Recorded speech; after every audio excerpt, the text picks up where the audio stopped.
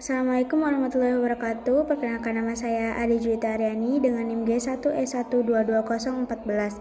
Sini saya akan melaksanakan tugas KWN atau kewarganegaraan, yaitu mengenai amandemen UUD 1945. Nah, sebelumnya apa itu UUD 1945? UUD 1945 merupakan keseluruhan naskah yang terdiri dari pembukaan dan pasal-pasal. Hukum tatanan negara.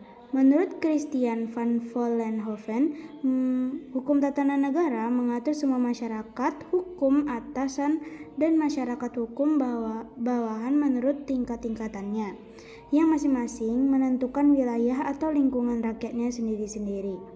Sedangkan menurut Paulus Colton, hukum tatanan negara merupakan hukum yang mengatur mengenai tata organisasi negara. Apa sih tujuan adanya hukum tatanan negara?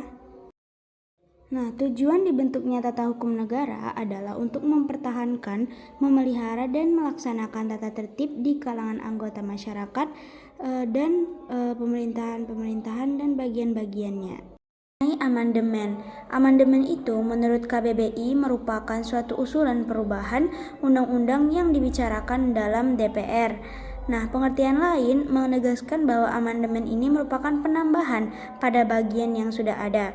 Secara umum, amandemen merujuk pada perubahan perundang-undangan negara.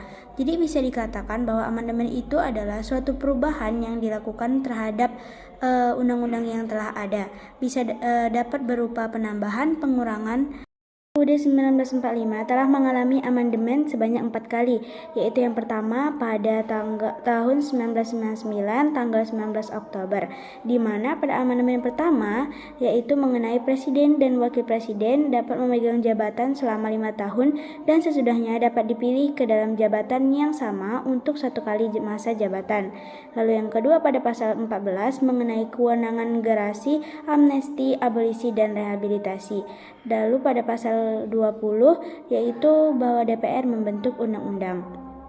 Pada amandemen kedua dilaksanakan pada tanggal 18 Agustus tahun 2000, di sini terdapat banyak penambahan, yaitu termasuk syarat kewarganegaraan dan perluasan mengenai HAM, yaitu dari 3 poin menjadi 13 poin.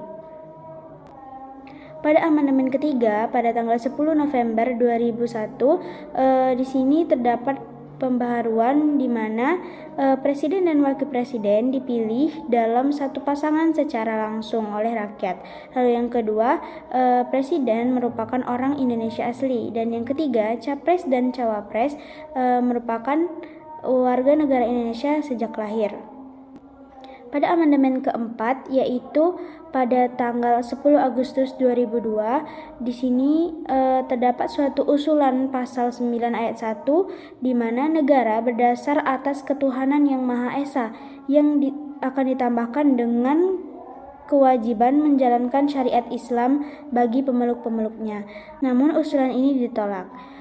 Lalu pada amandemen di sini juga MPR bukanlah pemegang kekuasaan tertinggi melainkan rakyat. Pada pidato Ketua MPR yaitu Bambang Susatyo pada tahun 2021 tanggal 16 bulan 8 mengenai adanya usulan amandemen di mana dengan topik PPHN atau pokok-pokok haluan negara. Di sini mereka memiliki tujuan agar negara itu tidak berubah haluan setiap perubahan pemerintah. Menurut saya menerima bahwasannya jika mereka ingin mengamandemen mengenai PPHN ini. Namun, dengan terbukanya amandemen ini dapat membuka pintu lain mengenai pasal-pasal lain itu juga akan ikut berubah. Takutnya terjadi perubahan pada pasal-pasal lain, tidak sesuai dengan tujuan yang diinginkan. Pada tujuan mereka untuk agar negara ini tidak memiliki perubahan haluan setiap perubahan pemerintahnya, itu sangatlah efektif untuk kedepannya, karena banyaknya perubahan akan membuat kebingungan bagi masyarakat.